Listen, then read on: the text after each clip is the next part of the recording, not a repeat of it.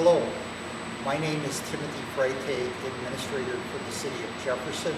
With me today is Fire Chief Ron Wagner. During the course of the next few minutes, we hope to share information with you regarding the referendum for public safety that is scheduled for the April 4th, 2023 spring election ballot in Jefferson. For over 150 years, the City of Jefferson provided fire and emergency medical services on the basis with volunteers. Today, that system is greatly under stress. When you think about it, the ability to provide that service historically with volunteers offered innumerable economic benefits to the community, saving literally millions of dollars over those 150 years, savings that went to constructing streets, parks, and programs and services that benefited the community. Today, that system is largely under stress. We are simply running out of volunteers to efficiently provide the service into the future. During the next several minutes, we'll share information about the referendum with you, and we will try to answer the question, why are we asking the public to consider the referendum now? Chief? Thank you, Tim. As Tim indicated, my name is Ron Wagner. I am the Fire Chief for Jefferson Fire and EMS. As Tim indicated, I would bring your attention to the first slide that we have here today, growing need for public safety services. And I'd like to focus on the center point that we have in here about an outdated staffing model and fewer volunteers. The system that we currently operate on here in Jefferson, in the fire operations side of things, is a model that has been in place since 1871. It is no longer a sustainable model. It is important for the citizen of Jefferson to understand when we talk about our business operations here, we have two sides of the house, or what I will refer to as two buckets. I like to compartmentalize things. On the fire side of the house, all of the staff and all of the members over there, including myself, are all volunteer members of the community. Now, while chief officers, captains, drivers all receive a stipend for their additional hours of service, we are still volunteers. This is not how we make our living. This is not where we come to work. We answer the page and we answer the call for help when someone calls 911. The issue that we are up against today is, what do you do when you call 911 and no one comes? The decrease in volunteerism is not unique to the city of Jefferson. I would encourage the viewer, go out, take some time on the internet, Google it, National Volunteer Firefighter Shortage. This is a national problem. This is a state of Wisconsin problem. This is a southeast Wisconsin problem. This is a Jefferson County problem. This is a city of Jefferson problem. This has nothing to do with fire administration. This is a decrease in volunteerism in all walks of life across our country today. It is a socioeconomic issue. If one doesn't believe me, and you can't find enough on Google about the decrease in volunteerism in the volunteer fire service, make a phone call to the neighboring fire departments in Jefferson County. We are all volunteer services with the exception of the city of Watertown, and now, due to a referendum, the city of Fort Atkinson. All of the neighboring communities are in the same boat. The number of volunteers is steadily decreasing. We have 47 members is our authorized staffing. Today we are down to 31. I would tell you that that is an aging workforce. On the EMS side of the house, we have paid staff. We have paid on-premise staff, paid on-call staff, and then we are authorized currently for 5 full-time staff, of which we have 3 current vacancies.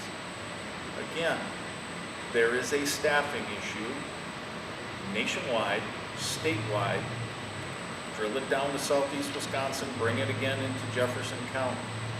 Neighboring departments with full-time staff are currently struggling to find staffing to answer the calls for service on the EMS side. Increased educational requirements on both the fire side and the EMS side is contributing to this issue. When I talked about the unsustainable model, on the fire side, firefighters receive a stipend. It is a point system. That point system, we split a pot of money, which is put into the city budget annually, contributed to additionally by townships, and we split that pot of money based upon the points that we earn throughout the year. A point is a meeting, a practice, an incident, call for service, or a special event sanctioned by me. What's a special event? We may need to do truck cleaning, hose washing. We get requests in the community for appearances at Tomorrow's Hope or National Night Out. Again, we receive a point for that time that people give. The 2022 point equated to $13.61, not per hour. That is a point, $13.61. Whether you're here 13 minutes, 13 hours, or 13 days, you receive $13.61.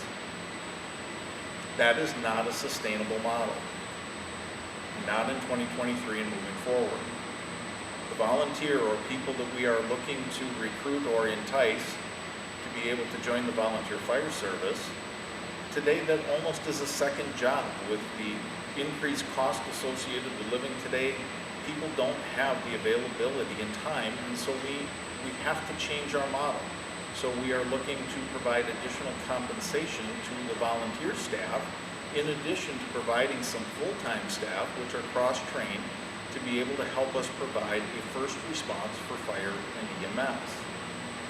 When we take a look at our daytime fire response, we don't have the industry in Jefferson that we had in days of old. Employers are leaner today. They don't have the availability of allowing people to leave their jobs to come to fire calls. The days of Stop and Box or Tyson and Schweiger Furniture are long gone, where historical members were able to leave their jobs and come to the fire call. Today, with lean manufacturing, employers are operating their lines with the people that they have, and it is more difficult to allow people to leave. So this is also becoming an additional challenge. During daytime fire response, predominantly the people that are able to respond are those that have the ability to work from home, somewhat thanks to our COVID situation, and those that work for the city in other city departments, and we have that flexibility. But on any given day, daytime fire response in the city of Jefferson can vary from as few as 3 to 4 and as many as 7. And we might get lucky that the people are in the community and are able to come out, that they're close by on a day off, etc. So when we talk about the ask of this referendum, this is starting to address the issue that we want to get out in front of before we have this looming crisis in the city of Jefferson. This is not a referendum on the fire department administration. This is a referendum that has been voted on by the city council. The administration of fire and EMS have been talking with the council for going on at least 8-9 years now, that in 3 to 5 years, we are going to be having a problem. We are here today, as are our neighboring departments in this county and throughout southeast Wisconsin and in the state. We are asking for this referendum funding to be able to get out ahead of this issue before we have a crisis situation in this community in which you call 911 and there isn't anybody coming. It is real. It is on our doorstep today. Whether my current administration is here or not, this problem does not go away. This problem gets worse with time. As I indicated, we are an aging workforce. I will share the story of a fire call a couple of weeks ago. 1 o'clock in the morning, we received a call for a broken sprinkler pipe in the Lawn and Garden Center at Walmart. Of the 31, 7 responded. The average age of the 7 was 50.2 years of age, and we had one curve wrecker in there at the age of 38. That lineup was 57, 57, 56, and then went into the high 40s with the one at 38. Notice I said 7 people got out of bed that evening to come to a fire call. The daytime fire response can be even more sparse than that. That is not unique to the city of Jefferson. I encourage you to talk to neighboring communities. This issue is the same issue all of them are having. Take some time to go out to Google. Take a look at what's happening. This is not unique. We have provided information to the City Council of Jefferson of a looming crisis. And this is the response that they have provided in terms of going to referendum to be able to try to get out ahead of this issue. As I indicated, this issue does not get better with time. It gets worse with time. So when I look at that center bullet point, an updated staffing model and fewer volunteers, that really starts to address the issue that we have on the fire side. When we take a look at the EMS side, the educational requirements, the days when I started in EMS in 1988, where we loaded the patient in the back of the ambulance, drove as fast as we could to typically Ford Hospital, those days are gone. We bring the emergency room to your living room. We have 3 licensed levels of staffing: EMT Basic, EMT Advanced, and Paramedic. It is incredible what a paramedic level service, a paramedic provider will do for you from a healthcare perspective.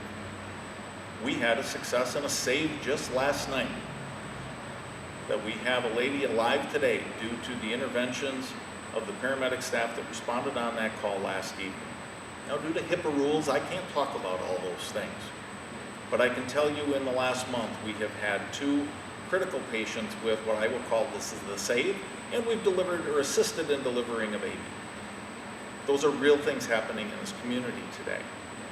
However, the issue of paying people $3 an hour on call, $8 an hour on call, those days have come and gone.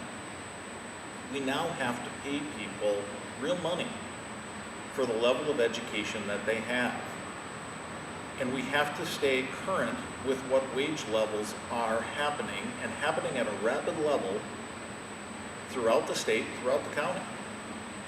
We don't hire people today at the same wage rate we hired them at 2 years ago. Once this referendum goes through, we are hopeful. We are not going to hire people at 2024 and 2025 at the same wage rate that they were being paid in 2022. That is not a reality in today's world. We have 3 different license levels, as I indicated. The EMT Basic makes $16 an hour in today's wage structure. The EMT Advanced makes $18. The EMT Paramedic makes $23. Full-time career staff are currently compensated at $26.92, I believe it is, $26.92 for full-time staff. If you take a look at the educational requirements for each one of those license levels today, it is staggering what is required not only to get that license, but then to maintain that license with continuing education. So again, the labor market has changed. We have a staffing crisis no matter what industry you are in, and EMS and volunteer fire service are no different. It is not unique to the city of Jefferson. It is happening in all of our neighboring communities as well. That is why you've seen other referendums occur in neighboring communities, because the historical models are not sustainable, despite what a couple of perhaps disgruntled people may tell you. That is not sustainable going forward. That is the information that we have brought forward to our city council, and our city council has proactively acted upon so that we are in a position in which you as a citizen call 911 and you will receive services like you historically have been able to receive.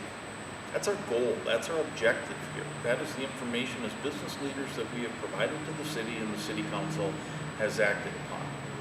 Whether Ron Wagner is here tomorrow or not, this problem does not go away for this city. So it is something that the taxpayer needs to be keenly aware of. This is a big ask for a small town. I get it. I'm a taxpayer here too. I opened my tax bill this fall and realized that hurt. And the economy we're in today doesn't make it any better. However, this is a real problem, and this problem is not going to go away, whether I am here or my current administration that supports me is here or not. And again, I encourage you to go out, take some time, Google it, look at it. So we've addressed the items on here related to outdated staffing and volunteerism. We've talked about inadequate staff compensation. We have to make changes. We are now in a competitive world financially that we have gotten basically for free, or certainly at a bargain. So now I would draw your attention to the next slide, the increased calls for fire service. This slide is very much a very simple, clear depiction of the calls for service on the fire side of our business. The calls for service continually are going up. The number of volunteer staff is continually going down. We are an aging workforce. It is difficult today to get young people to volunteer into this type of community service. The days of just being able to recruit out of the local establishments is gone. You now are required to go to school on the fire side. You are required by state statute to have 60 credit hours through one of the technical college systems to pass a written and practical exam before we can allow you to structurally fight fires. When I started here 32 years ago, you were taught just how to put the wet stuff on the red stuff. Through statutes, we are not allowed to do that anymore. If we want to go on to state level 1, that is an additional 36 hours of coursework, plus a written and practical exam. Before you can complete that exam, you have to complete 24 hours of hazardous materials operations, which requires another written and practical exam. If you want to drive one of those very expensive shiny red trucks out there, you would appreciate it if we send people to a state certification course in order to become certified to drive and to pump one of those pieces of very expensive equipment. There is also continuing education that is required in order for you to do that, along with a practical and a written exam at the state level to do that. You want to drive that very large area ladder, that is yet another course. So the days, I can say, I've been here my whole life. This is not my father's fire department anymore. Things have changed. So the requirements to become a volunteer are becoming more stringent. Meanwhile, our call for service is going up while the number of people willing to do this type of work is going down. And again, this is a national issue. This isn't just unique to the city of Jefferson. What I would tell you is currently, with the current call volume that we had in 2022, we ran, I believe, 234 fire calls in 2022. About a quarter of that is EMS assists. So we are called out to be able to help our partners on the other side of the wall on the EMS calls. We respond on all pulseless non-breathers along with EMS. We provide lifting assistance for people who have fallen, people who are heavy, and we can't pick them up with 2 people. We need to bring additional staff in order to do that. That is becoming a regular occurrence for fire staff to be able to come out and do. So the calls for service on the fire side are steadily increasing. And a lot of that increase is due to assistance on the EMS side. Now we'll take a look at our next slide, increasing calls for service on the EMS side of the house. As you will look at the graph that is on here, our EMS call volume has steadily increased. We had a spike around the years 2018, 2019 when Jefferson added the Fort Hospital Paramedic Intercept program called 799, where we provided a paramedic in a fly car out to neighboring communities that needed that additional advanced life support care. Now, as neighboring communities have increased their level of service to paramedic level, the use of 799 has decreased. As a result, so has the call volume that we were experiencing back in 2018 and 2019. I would also indicate to you that we were very much gracious recipients of funding from Fort Atkinson Healthcare in order to run that program here in Jefferson. And when that funding sunsetted, neighboring communities weren't as interested in contributing to that, and they brought a lot of that back into their own communities, which is a win-win ultimately for everyone.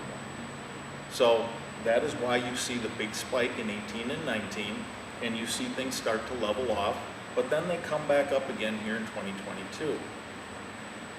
We are running 1,300, I think it was 47 calls that we ran this year. And again, remember, fire's coming out on about a quarter of those to assist EMS. We also provide coverage to the neighboring townships. We also are currently providing coverage to a neighboring community that is struggling substantially with staffing. So again, back to my earlier comments, this is not unique to the city of Jefferson, despite what maybe a couple would like to lead you to believe. So now we take a look at the critical need for full-time personnel slide. This is very simply explained. As I have told you, the number of people available to volunteer to do this as what I will call a hobby, as a return of community service, is no longer sustainable. On the EMS side, the training and educational requirements to provide emergency medical service is staggering. It's impressive what these people do. We need to be able to provide full-time staffing in this building that can provide emergency medical response and also help to be able to get a fire truck out the door reliably for what we refer to as first due, so a first response, to be able to get on the scene and at the very least call for help. But as the numbers of people continue to deteriorate, we have to be able to answer the 911 calls that this community is putting out there for us to respond to. This is what we have laid forward for our city council to act upon. We believe the time has come. We have to add additional full-time staffing on the EMS side and add full-time staffing on the fire side. These are cross-trained individuals who are going to have to be able to perform both duties and then be supported by volunteers. This is not a model in which we are providing a tremendous number of people to be sitting here all day. We are looking at being able to provide 4 people in the building to be able to provide EMS call coverage and get at least an initial fire attack or fire truck out the door, call for help. The volunteer model does not go away. It is critical that we continue our aggressive high school program for recruitment, our community recruitment efforts to be able to attract volunteers into this department as our neighboring communities are trying to do as well. It is critical that we do that, because through this model that we have at least proposed as initially speaking, that is not going to be sustainable long-term either if no volunteers continue to come into the fire and EMS business. And again, I encourage you, take some time to go out and look at this issue on Google yourself. You will see this is not unique to the city of Jefferson. So we are asking to be able to keep the level of response that you, the citizen, have become accustomed to having.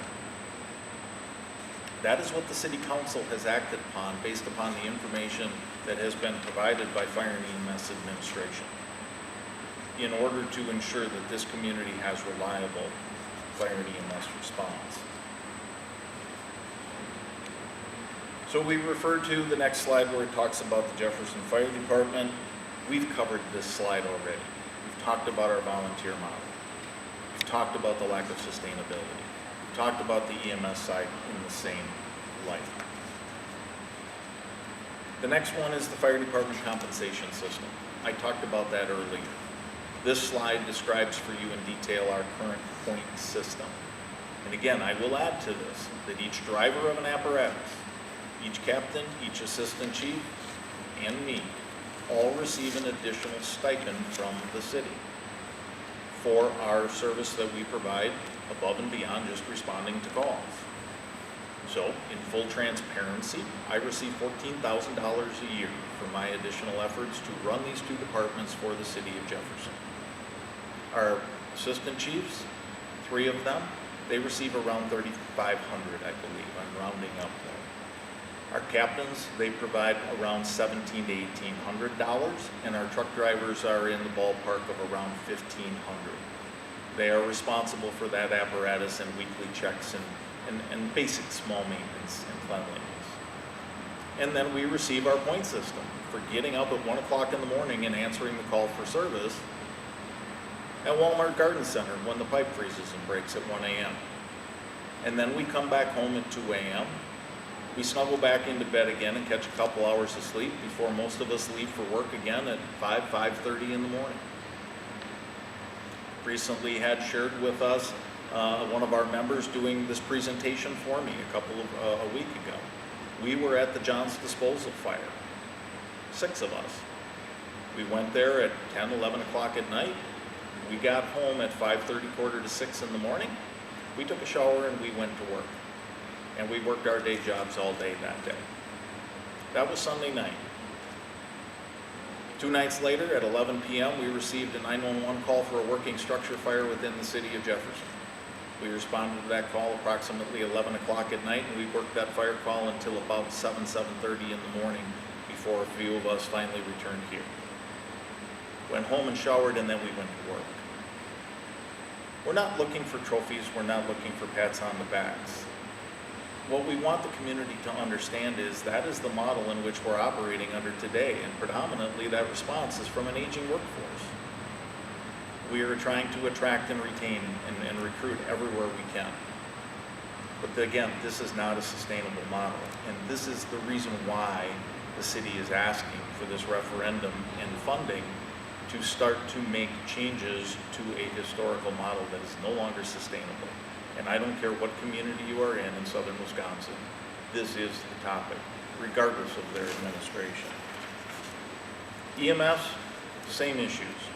We have to be able to pay people real money today in order to perform the jobs that they are doing, to get them the education that they need, their continuing education that they need, and that they are performing at a high level when they show up at your door. So, other funding avenues. We look into grant opportunities every time that we can. We have been very successful here, historically speaking, on equipment grants through the Assistance to Firefighter grants, Wisconsin DNR grants, local community grants have been very well supported by our industry, by our other organizations. Same things, I probably shouldn't name because I don't want to miss somebody, but we have some very generous organizations in this community that have helped to support us and support equipment that you, the taxpayer, haven't had to pay for. ARPA funding. I'm not the ARPA expert, I'm going to defer to Tim on that. And then here we are today, the referendum. I'm a taxpayer. It's a big ask, I get it. I open my tax bill too. I own more than one property in this community. I get it. This isn't a referendum on the administration. This is a referendum that we as business leaders have brought to the city council for their actions, for you, the taxpayer, to be able to have reliable fire and EMS services respond to your time of need. This problem doesn't go away with time. This problem gets worse with time. It is our goal and our objective right now that we are laying forward a business plan that will help us avoid a crisis situation in this community, which I will tell you is looming. So with that, Tim, I'm going to defer to you to talk about referendum questions and here on out. Today, this system is under a great deal of stress. We are no longer able to find sufficient number of volunteers to deliver effective services. We also wish to better compensate the existing volunteers to keep them as long as possible. This April, voters will be asked to approve a measure that would allow the city to adjust its tax levy by $500,000. This would allow the city to begin transitioning to full-time staff to supplement the work of the volunteers, which will continue to provide service. In addition, it will also allow the city to better compensate our volunteers, providing the ability to perhaps keep them for as long as possible.